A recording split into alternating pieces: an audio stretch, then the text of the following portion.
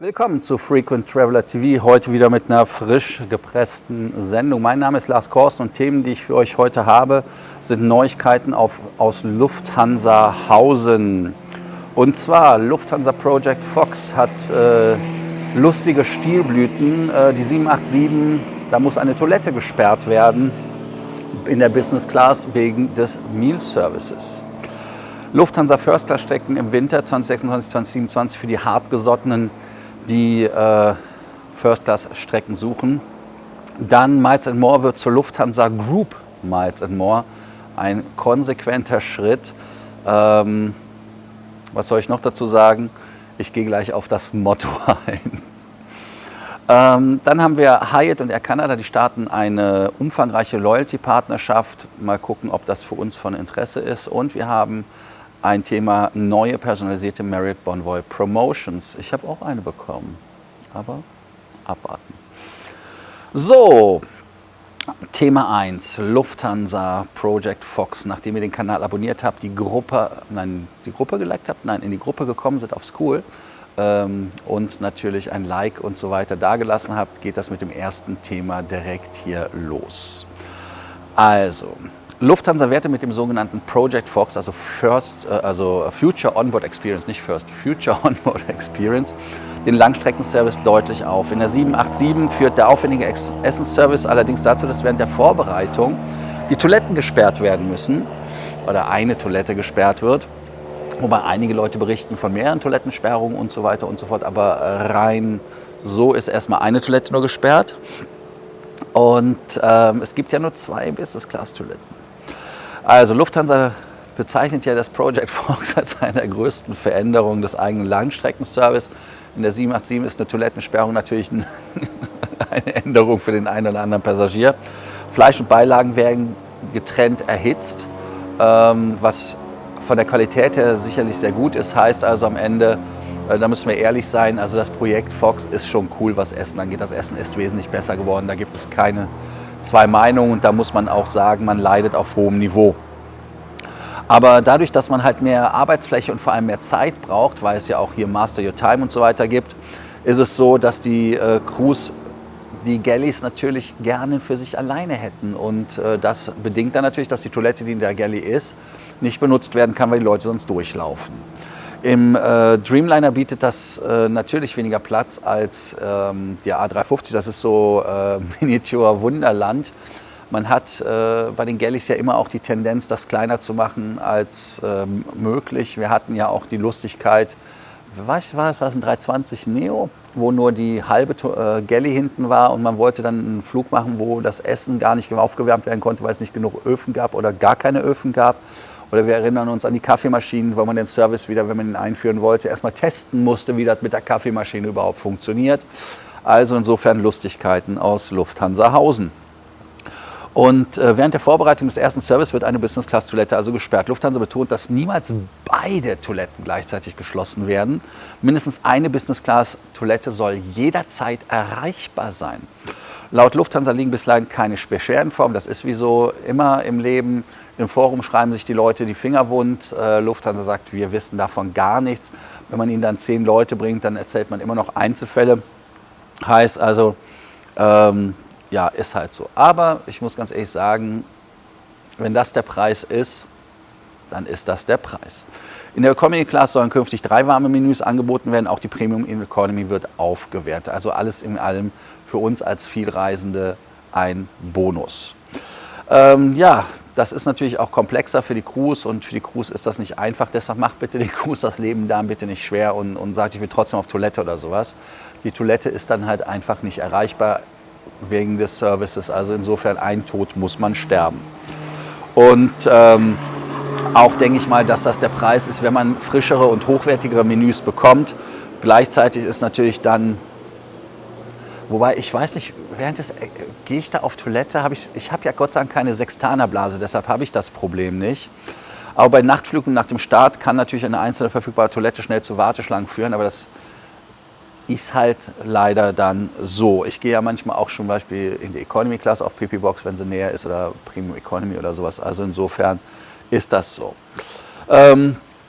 Lufthansa versucht also das Ganze zu verbessern und Ich denke mal, dass der Bordservice trotzdem als positiv aufgenommen wird. Ihr könnt ja dazu gerne was schreiben. Eher das Problem ist ja bei der 787, dass der Schalter fürs Dimmen kaputt geht und zu oft benutzt wird, weil es nicht schnell genug geht. Aber das ist ein anderes Leiden auf hohem Niveau. Also, jetzt können wir natürlich darüber diskutieren als Fazit, ob es akzeptabel ist, dass man eine Toilette in der Business Class für den Service sperrt oder nicht. Aber deutlich ist halt bei Fox, dass es eine Aufwertung des Bordprodukts ist. Der Fall zeigt aber, dass ein ambitioniertes Servicekonzept auch zur vorhandenen Flugzeugkabine passen muss. Das heißt also, man muss dann natürlich auch den Platz schaffen in der Galley und dem Personal die Möglichkeit geben, das dann auch machen zu können in einer Umgebung, die halt dann auch okay ist. Gerade wenn es um Essen geht, geht es auch um Hygiene. Heißt also, dass wir da keine Abstriche haben wollen. Und der Raum am Flugzeug, ich verstehe das, ist begrenzt, aber eine vorübergehende Sperrung kann deshalb vielleicht dann auch vertretbar sein. Solange mindestens eine Toilette zugänglich bleibt. Lufthansa sollte die Abläufe natürlich, wenn möglich, optimieren in Zusammenarbeit mit der Crew. Wir haben ja mittlerweile gehört, dass Jenselmann Ritter, der ist nach Saudi-Arabien, Riyadh oder was ist er geflogen und hat da Stewardess gespielt. Also insofern hat er da ja viele Erkenntnisse gewonnen. Ich hoffe, das war nicht jetzt irgendwie Marketingabteilung, die gesagt hat, dass er Learnings hatte, sondern dass er wirklich persönliche Learnings hat. Deshalb hoffen wir mal, dass Jenselmann Ritter, der auch übrigens 3 Streifen irgendwie auf seiner Uniform hatte, wenn ich das richtig gesehen habe, an seine Zeit als Pilot, glaube ich, erinnert das, egal wie. Auf jeden Fall denke ich mal, dass es auch nicht zu einem dauerhaften Ärgernis damit führt. Würdet ihr für ein deutlich besseres Business-Class-Essen akzeptieren, dass zeitweise eine Toilette gesperrt wird? Könnt ihr ja beantworten. Dann gehen wir auf das nächste Thema ein. Das Thema hat auch schon wieder viel zu lange gedauert, was ich geredet habe. Ich merke das, vielleicht knacke ich heute wieder die 20-Minuten-Grenze. Man weiß es nicht. Also Lufthansa First Class Strecken im Winter 2026, 2027. Und die Lufthansa hat ja die First Class in 4 verschiedenen Flugzeugen im Moment, in der 7478, 380-800, 340-600, die nur noch bis Oktober 2026 fliegt und dann natürlich ausgewählte A350-900 und wenn sie kommt, der 350-1000. Ja, die klassische First Class, die alte quasi, hat 8 Sitze, die neue hat 3,5 Sitze, wenn man gemein sein möchte. Auch wenn die Suite in der Mitte mit 2 Personen benutzt werden kann insgesamt. Sind das also in der Allegris dann 4 Leute? Ja und nein. Die mittlere Suite ist halt so, naja. Aber kurzfristige Flugzeugwechsel sind ja leider möglich. Der Airbus A340-600, habe ich ja schon gesagt, soll im Oktober gehen. Der Airbus 350 soll das Angebot ab München erweitern. Und die 747-8 soll langfristig natürlich eine angepasste Allegris-Kabine bekommen, wo man gespannt ist, wie es aussieht. Auch die 777-9er, die kommt ja auch 2027, aber reicht dann halt nicht für den Winterflugplan. Deshalb, also die klassische First Class beim 380er geht ab München, ist Bangkok, Delhi, Los Angeles, San Francisco. Dann kennt ihr das alte Spiel. Der 350-900 hat die Allegris First, geht nach Kapstadt, Chicago, Januar, März geplant, Miami, New York, JFK, Newark, San Diego, dann Shanghai, Singapur, Tokio, Haneda, Washington DC, aber nur geplant. United fliegt hier gerade nach Denver. Geplant nur im März 2027. Ist halt die klassische 3,5 Suiten-Thematik. Dann haben wir die 340, das ist die klassische First Class, das ist ja auch der Flieger, mit dem ich nach New York geflogen bin. Mit der abgeranzten, nein, bin ich zurückgekommen ne? Ich bin der 747-8 hingeflogen, zurück bin ich mit 340, mit der abgeranzten First Class. Aber das war für mich eine Abschiedstour, JFK, Washington DC, also Abschiedstour für die 340-600 mit der Galeere, viele Flüge gehabt. War nochmal schön, mit dem Flieger zu fliegen. Und die letzten 4 sollen dann im Oktober 26 ausgeflottet werden. Und im Winterflugplan sollte da auch keine Rolle mehr sein. Die 747-8 hat ja auch noch eine klassische, auch relativ abgerockt, wenn man ehrlich ist.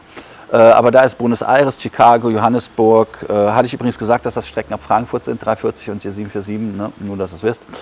Also Buenos Aires, Chicago, Johannesburg, Los Angeles, Miami, Mexiko-Stadt, Newark, Sao Paulo und Tokio, Haneda. Das ist 8 Sitzplätze. Ja, also ich denke mal, dass man da bei Lufthansa gut dran tut. Und Fazit ist, die Lufthansa First Class ist immer noch attraktiv, aber egal was man sagt. Aber unübersichtlich, München bietet die größere Produktauswahl, als einziger Halb die neue Allegris First Class. Ganz klar, wenn ihr das Erlebnis haben wollt, müsst ihr ab München fliegen. Frankfurt bleibt stark von der 747-8 abhängig. Und wer ein bestimmtes Produkt buchen möchte, heißt also Sitzplan, Flugzeugtyp und mögliche Änderungen, sollten dann aber genau beobachtet werden. Welche Lufthansa First Class würdet ihr bevorzugen? Die Allegris, die in den 350ern, den 380ern oder die Boeing 747-8, wobei nur die letzten beiden keine Allegris haben. Komischer Satz, den wir da gebaut haben. So, jetzt kommen wir zum nächsten Thema und wir sind schon bei 10 Minuten. Ich werde die 20 Minuten reißen. Es tut mir leid. Miles & More hält 2026 einen neuen Namen, ein vollständiges neues Erscheinungsbild. Künftig soll das Programm Lufthansa Group Miles & More heißen und stärker als gruppenweites Loyalitätssystem positioniert werden. Macht natürlich Sinn, wenn man sich als Lufthansa Group positionieren will. Der Marken-Relaunch ist für Ende 2026 geplant. Das Programm wird stärker unter der neuen Dachmarke Lufthansa Group gestellt. Miles & More soll als verbindliches Loyalitätssystem der gesamten Gruppe auftreten. Der Fokus liegt auf, und jetzt kommt es, mehr Relevanz, stärkere Personalisierung, gruppenweitem Erlebnis und einheitliche Kundenschnittstellen. Das Corporate Design wird vollständig überarbeitet, der neue englische Markenleitsatz, und lasst ihn euch auf der Zunge zergehen: Moments that move you. Oder der Deutsche sagt natürlich: Momente, die dich bewegen. Ich bin schon bewegt. Ich kann mir die Tränen gerade so verdrücken. Aber die einzelnen Airline-Marken sollen ihre Identität erhalten. Ja, wenn es dem Programm hilft. Also im Prinzip ist das, im Englischen sagt a pig with a lick stick und so weiter. Ich will das Zitat gar nicht bringen, aber ihr wisst, das Programm sollte grundsätzlich da ein paar Neuerungen haben und ein paar Änderungen haben. Und natürlich ist das so, dass wenn man die Markenarchitektur aufwertet, dass das Loyalitätsprogramm stärker zum strategischen Bindeglied wird zwischen den Airlines der Marken. Also insofern kann man halt wirklich nur noch sagen, was Dieter France sagt. Er ist der Chief Commercial Officer der Lufthansa Group. Nach der Einführung unserer neuen Gruppenmarke gehen wir in den nächsten konsequenten Schritt und integrieren ausgewählte Konzerngesellschaften noch stärker in unsere Markenarchitektur. Also relativ lustig und amüsant. Dann, ich denke mal, auch das Zitat will ich euch nicht vorenthalten. Moments that move you ist neue Brand Essence, also quasi so diese Marketing-Sprech. Aber Dieter France hat noch was Geileres gesagt. Und zwar, damit machen wir ihre Zugehörigkeit zur Lufthansa Group sichtbar und erlebbarer. Kannst du dir nicht ausdenken. Und der Relaunch ist mehr als eine Logo-Änderung. Leider aber an dem Programm wird nichts gemacht. Es wird halt das zentrale Loyalitätssystem, was es eh schon ist. Man will es nur auch in der Marke dann repräsentiert wissen. Der neue Namen und Moments that move you markieren eine emotionalere Positionierung. Vielleicht geht man ja dann auch ein bisschen weg davon, dass man die Gefühle hat, wenn man über den Tisch gezogen wird bei den Zusatzleistungen, die man zahlen muss in Form von Steuern und so weiter für Meilentickets. Ich habe jetzt für ein Ticket 1.500 € bezahlt nach Nordamerika. Ich meine, kannst du dir echt nicht ausdenken. Und ich denke mal, am Ende ist das so, dass der Markenname interessiert doch kein Schwein. Ja, wenn das Miles & More heißt, Lufthansa Group Miles & More, my ass, um es mal so zu sagen. Die Qualität von den Statusvorteilen, Einlösung und von dem Service ist das, was in Frage steht. Man hat von meinem IROPS immer noch nicht die Original Routing Credits gut geschrieben, weil ich es nicht über das fucking Formular machen möchte, weil es einfach ein Nightmare ist, bei 3 Lecks dreimal denselben Wix zu machen. Warum kann man nicht einfach eine E-Mail-Adresse machen? Das wäre mal eine Serviceverbesserung, dass die Leute auch mal einen Weg haben, wo man ordentlich das bearbeiten kann. Finnair oder andere Fluggesellschaften haben WhatsApp, Air Baltic, ja klar, sie sind kleiner, aber nun gut. Das ist halt nicht das Problem. Wenn die größer sind, müssen sie halt mehr Geld dafür bezahlen. Ist halt am Ende so. Aber what the F, wie man im Englischen sagt, werdet einfach mal besser. Erwartet ihr von der Lufthansa Group Miles & More echte Verbesserungen oder hauptsächlich einen neuen Namen und ein neues Design? Jetzt sind wir schon bei 15 Minuten, ich muss echt Gas geben. Also Thema 4, Hyatt Air Canada starten Loyalität, Partnerschaft. World of Hyatt Air Canada starten eine umfassende Partnerschaft. Mitglieder können Konten verbinden, Punkte übertragen, Zertifikate einlösen, zusätzliche Punkte sammeln, über Status Change einen Hyatt-Status erreichen. Und wichtig ist hier Hyatt-Status. Das heißt also, wer von Air Canada kommt, kriegt bei Hyatt was, aber wer von Hyatt kommt, kriegt bei Air Canada nicht so viel. Heißt also, Mitglieder müssen ihre Hyatt- und Aeroplan-Konten verbinden, Vor- und Nachname müssen auf beiden Konten übereinstimmen. Die Kontoverknüpfung erfolgt sofort. Die Vorteile setzen ein verknüpftes Konto heraus. World of Hyatt-Punkte zu Aeroplan 2:1, mindestens 5.000. Weitere Transfers in Tausender-Schritten. Aeroplan-Punkte zu World of Hyatt im Verhältnis 2:1, nur für berechtigte Aeroplan Elite-Mitglieder. Mindestens 500 Aeroplan-Punkte, maximal 100.000 pro Tag, 250.000 pro Woche. Ja, dann 25.000 Aeroplan-Punkte sind ein Hyatt Freinacht-Certificate 1 bis 4, 75 sind Kategorie 1 bis 7 und 50.000 World of Hyatt-Punkte Aeroplan Flight Reward Certificate im Wert von 30.000. Also 50.000 Hyatt-Punkte zu 30.000 ist ein bisschen besser als die 2:1, also hat 5.000 Bonus bekommen. Ja, Aeroplan-Punkte bei Aufenthalten. Mitglieder können pro qualifizierten Hyatt-Aufenthalt 500 Aeroplan-Punkte sammeln. Darauf verzichten sie auf die regulären World of Hyatt-Punkte. Also das ist kein Double-Dipping. Ne? Die Auswahl muss vor oder spätestens beim Checkout angegeben werden. Dann die Vorteile für die Aeroplan-Kreditkarteninhaber ist, wer die Premium-Privatkreditkarte hat. Blablabla, Premium haben wir alle nicht, das sind ja die kanadischen Karten. Ich habe mal eine von der TD gehabt, glaube ich. Aber dadurch, dass ich in Kanada nicht mehr bin, ist das auch weggefallen. Ja, automatischer World of Hyatt Discovery Status ist auch für die Leute da. 5 anrechenbare Hyatt Status, nicht erneute Gutschrift zu Beginn jedes Kalenderjahres, 2 Hyatt Status Challenge Versuche pro Kalenderjahr. Warum braucht man 2 Status Challenge Versuche? Vorteil gelten nur für den Hauptkarteninhaber. Dann 4 Nächte Discoveries, 10 Nächte Explorers, 20 Nächte Globalist, also im Prinzip auch wieder eine Verwässerung. Und jetzt kommt's. Vorteil für uns als World of Hyatt Mitglieder ist Discoveries, Explorers, Globalist, Lifetime Globalist erhalten einen Air Canada Fluggutschein über 20 kanadische Dollar. Geil, oder? Dann geht es weiter. Der Gutschein wird nach Kontoverknüpfung bereitgestellt. Anschließend gibt es maximal einen Gutschein pro Kalenderjahr. Der Gutschein ist nicht mit anderen Coupons auch Guthaben kombinierbar. Der Gutschein ist übertragbar. Später im Jahr sollen Explorers und Globalist Mitglieder Zugang zum Aeroplan-Status Fast Track erhalten. Ja, sollen. Können wir das einfach mal von vornherein festlegen, dass es vielleicht eine Fast Track gibt, vielleicht für den Globalist Lifetime irgendwas Geileres. Ja, als Fazit kann ich sagen, die Partnerschaft bietet viele Optionen, aber deutlich zugunsten von Aeroplan-Mitgliedern und kanadischen Karteninhabern gestaltet. Besonders interessant sind die Discovery-Status für 5 Statusnächte und die Hyatt-Status Challenge, wobei wer die amerikanische Kreditkarte hat, braucht den Quatsch nicht, der kracht das direkt. Und deshalb ist die Frage, was ist für euch wertvoller, ein Hyatt-Status Fast Track oder die Möglichkeit, Punkte zwischen Hyatt und Aeroplan zu übertragen? Da könnt ihr zu antworten. Und jetzt das Letzte, damit wir knapp unter den 20 Minuten bleiben. Ich hatte es euch schon angedroht. Marriott Bonvoy verteilt erneut personalisierte Exclusive for You Promotions an ausgewählte Mitglieder. Die Konten unterscheiden sich je nach Konto und gelten ausschließlich für bezahlte Aufenthalte. Also Freinächte zählen nicht. 15. Juli auf ausgewählte Mitglieder verteilt.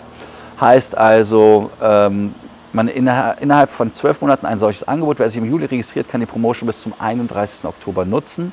Wer bis August mit der Registrierung wartet, könnte einen Zeitraum bis zum 30. November nutzen. Voraussetzung ist, dass das Angebot dann weiter im Konto verfügbar ist. Es zählt ausschließlich bezahlte Aufenthalte, die nicht qualifiziert sind, reine Punktebuchung, Freinachtszertifikate und Kombination aus Cash and Punkten. Heißt also, was könnt ihr bekommen? Bonuspunkte, zusätzliche Elite Night Credits, Freinachtszertifikate. Die Bildungen können sich nach Anzahl der Nächte und Aufenthalte richten. Und ich kann euch einfach nur sagen, zum Fazit, Mitglieder werden im Marriott Bonvoy Programm und das Promotion Center gebeten zu prüfen. Guckt es nach, was euer Angebot ist. Der Wert steuert ständig vom individuell hinterlegten Angebot ab. Also es gibt Angebote, die sind mäh und es gibt Angebote, die sind leider besser. Und deshalb wartet bis zu August, wenn ihr eure Nächte später haben möchtet. Welches personalisierte Marriott Promotion wurde euch angeboten? Ihr könnt es ja unten eintragen, Bonuspunkte, Statusnächte, Freinacht. Als Fazit zur gesamten Sendung, und ich schaffe es nicht unter 20 Minuten zu bleiben und danke allen, die bis jetzt durchgehalten haben. Lufthansa investiert gleichzeitig in den neuen Bordservice, neue Premium-Kabine und die eigene Markenarchitektur. Die Einführung aber neuer Produkte ist natürlich komplex und ist natürlich auch dann gewissen Dingen geschuldet, wenn man halt solche Spezialisten hat, mit der weltbesten IT unter anderem. Project Fox zeigt, dass die Zusatzverbesserungen oder Serviceverbesserungen auch natürlich praktische Folgen haben, die unerwartet sind. Die Lufthansa First Class befindet sich weiterhin in einer langen Übergangsphase. München gewinnt als Premium-Hub logischerweise mit der Allegris-Kabine und hat damit Frankfurt als Premium-Hub, ich denke, schon überholt, muss man ehrlicherweise sagen. Der 380er bleibt uns trotzdem erhalten mit den Premium-Kunden. Die Frage ist, ob man vielleicht nicht in die Business-Kabine wechselt, weil sie doch dann vielleicht auch nicht so viel schlechter ist als die First Class. Die 747-8er ist halt auch dringend einer Renovierung bedürftig. Miles & More soll stärker als gruppenweites Loyalitätssystem auftreten. Und ich denke mal, dass das Loyalitätsprogramm sich immer stärker zur umfassenden Reise- und Lifestyle-Plattform entwickelt. Wobei aber der Hauptfokus, nämlich dass man Rabatte auf die Flugreisen bekommt, vergessen wird. Hyatt und Airplan setzen auf Partnerschaft, Status, Challenge und flexible Einlösungen. Und Marriott geht weiter den Weg, den man ja von Starwood übernommen hat, Rest in Peace. Jetzt geht auch meine Kamera, glaube ich, oder ist das nur der Bildschirm? Nein, es ist nur der Bildschirm. Wird dunkler. Also insofern geht man den Weg der SPG, dass man mehr Personalisierung hat und natürlich auch mehr Komplexität, wenn der eine was hat, was der andere geiler findet. Das ist ja leider so, dass manchmal das Gras grüner ist auf der anderen Seite. Für Kunden ist es immer wichtiger, Bedienung, Sitzpläne, Transferquote und Promotions genau zu prüfen. Also insofern das alte Lied. Ja, würdet ihr eine bessere Lufthansa Business Class und eine zeitweise gesperrte Toilette akzeptieren als Frage des Tages, nachdem ihr den Kanal abonniert habt, die Glocke angemacht habt, Like dagelassen habt und aufs School gekommen seid. Und natürlich erwartet ihr von Lufthansa Group Miles & More echte Verbesserungen oder nur einen neuen Namen. Also insofern sind wir über 20 Minuten gekommen. Ich habe versucht schneller zu reden. Manchmal habe ich mich selber versucht zu überholen. Sorry dafür. Danke, dass ihr durchgehalten habt. Ich freue mich, euch wieder bei der nächsten Sendung zu sehen. Bis dann. Ciao, ciao.